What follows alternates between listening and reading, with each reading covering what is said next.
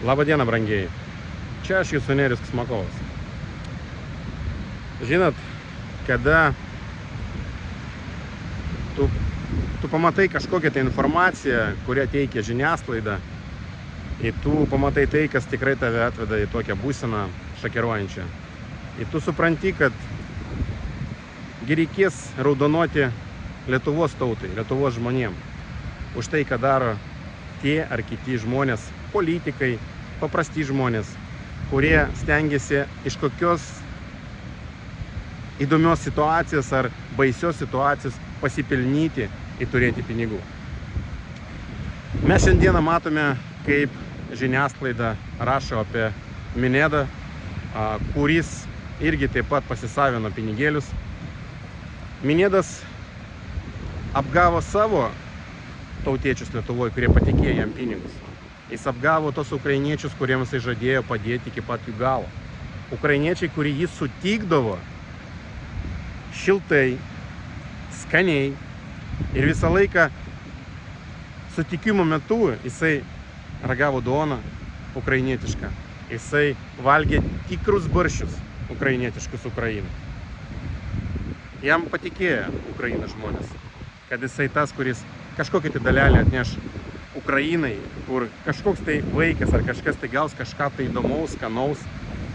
Bet dėja, laikas parodė, kad yra ne taip. Minedas labai stipriai kilo savo reitinguose visur.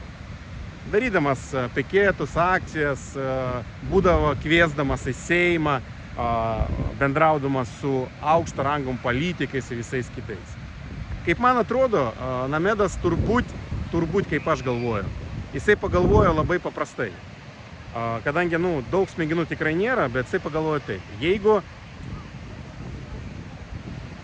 tas žmogus, kuris pavogė milijonus iš struktūros stadiono Lietuvoje, Namedas pagalvoja, kodėlgi man negalima.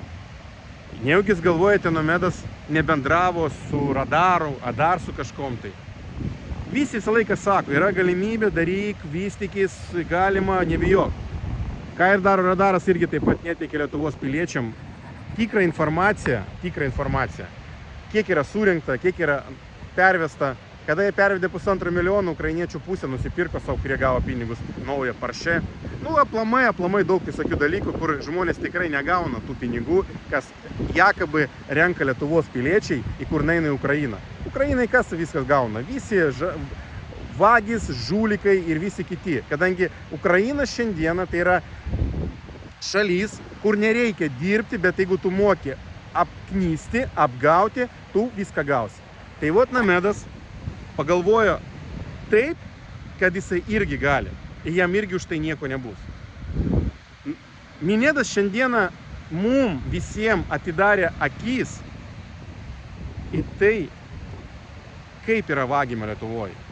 Kaip yra vagiama iš žmonių. Žmonės, kurie tau pasitikė, tau atsiduoda ir duoda tau kelią, kad tu darytum tikrai gražią, puikią Lietuvą, kuri turi savo istoriją, kuria yra šiai dienai 771 metai. Puikią gamtą, puikią jūrą.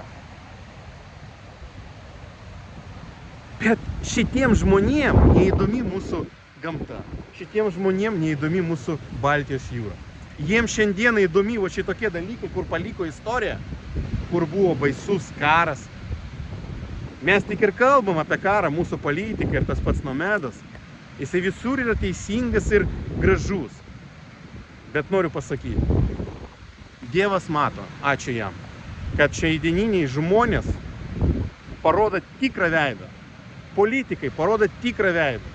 Ir aš tikrai tikiu, kad po kažkokio tai laikotarpio Lietuva išvys reikiamą žmonės, kurie tikrai darys viską, kad pamiršti tą šūdą, į kurį mumis įmerkė Minedas ir visi kiti, o į šūdą įmerkė į tą, kur atsinetas atnešė prie Rusijos ambasados. Tai Lietuva yra tenai pamirkita ir šiandieną smerdėsim ilgai. Bet aš galvoju, tie, kurie ateis po 5 metų, padarys viską taip, kad mums nebereikės raudonuoti. Bet tai liks mūsų istorijai ir mums bus labai gėda. Bet ką noriu pasakyti, mes turim kažką tai keisti. Vardant mūsų Lietuvos. Jūsų Nerijus Smakovas. Aš mylėjau ir mylėsiu. Aš rusas lietuviškų krauju. Ir žinau, kaip atsiduoti šitai šaliai.